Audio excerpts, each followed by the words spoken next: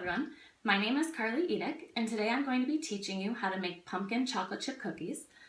Nowadays, everywhere you look in fall, you'll see pumpkin flavor. It's almost become the staple for fall. My pumpkin obsession started back when I was 5. My birthday is in October, and my mom and I would make these cookies every year for me to bring into my class. My birthday's tomorrow, so this is the perfect opportunity for me to make these for you. Unfortunately, we're in an online class, so I won't be able to actually bring them in, but hopefully my demonstration will teach you how to make them and you'll get to try them for yourself. So you'll want to start off with some dry ingredients. You'll want flour, baking soda, and baking powder. And then you'll also want cinnamon, nutmeg, and vanilla. You'll want to use milk as well as eggs, sugar. I'm using light brown sugar, but any sugar is fine. You'll also want oil, and then the pumpkin puree. I'm choosing the canned option. You can get it in the baking aisle, or if you're feeling up to it, you can actually cook a pumpkin and puree it yourself. But for time purposes, I'm using the pumpkin in a can. So you'll first want to start with your mixing bowl. You'll want 1 cup of the pumpkin puree. Just put that all in there. Then you'll want 1 cup of sugar. You're going to use about half a cup of oil. I'm using canola oil, but whichever you prefer. And then you're going to want 1 teaspoon of vanilla. And then 1 egg. So once you have all those ingredients, just mix them together. Get them all in there. And a trick about brown sugar, sometimes it gets hard if you leave it in the fridge or even if you leave it in your cupboard. But if you put it in the microwave for a few seconds, it will loosen right up.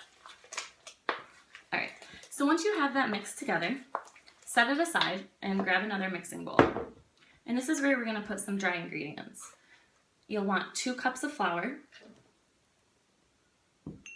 2 tablespoons of nutmeg and, 2 teaspoons of nutmeg and 2 teaspoons of cinnamon.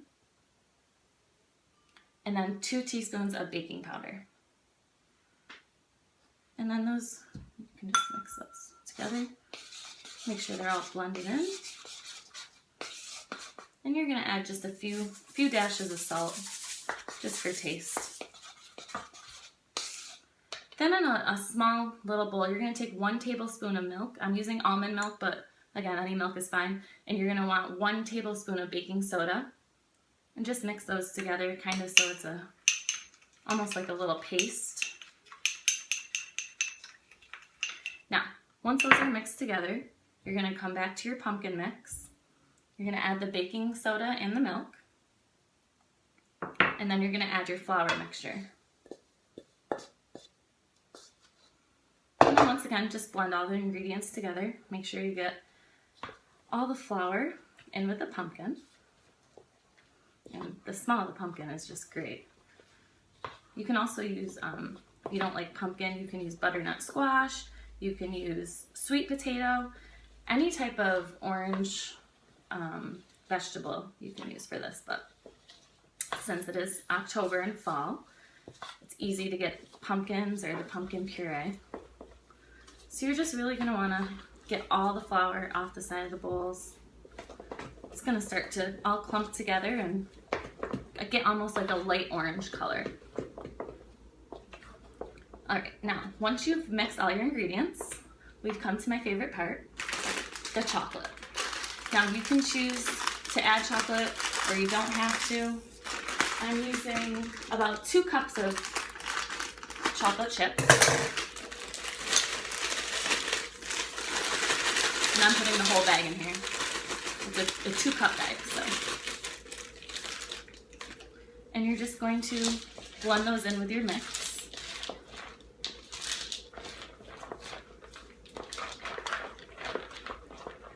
There you go. Now, once they're all blended, you're going to get a cookie sheet, and you're going to want to spray that down so the cookies don't stick. And then you just kind of plop them down. You'll also want to set your oven to 350 degrees. I've put 6 on this sheet, and you'll want to give them enough room because they do tend to rise. So you'll want enough room in between them. Then you're just going to going to keep them in the oven for about 10 to 15 minutes. Just make sure that you're watching them because they do tend to burn. So I'll be right back with the cookies. All right, now the cookies are done. And I just set them on a cooling rack. I also use a paper bag, and if you put that down before your cookies, it will take all the oil that you sprayed onto the cookie sheet. And they came out really fluffy. So you're just gonna let these cool. This batch probably makes a couple dozen. It just depends on how big you're making your cookies. And actually, you can eat these cold or warm. I actually prefer them cold, but when they're warm, the chocolate chips are nice and melted. And here's, you can see, fresh out of the oven. So if you have a Halloween party to go to, this would be a perfect dish to bring. And I hope you were able to follow my instructions to make them. Thank you very much. I'm gonna enjoy these. Really good.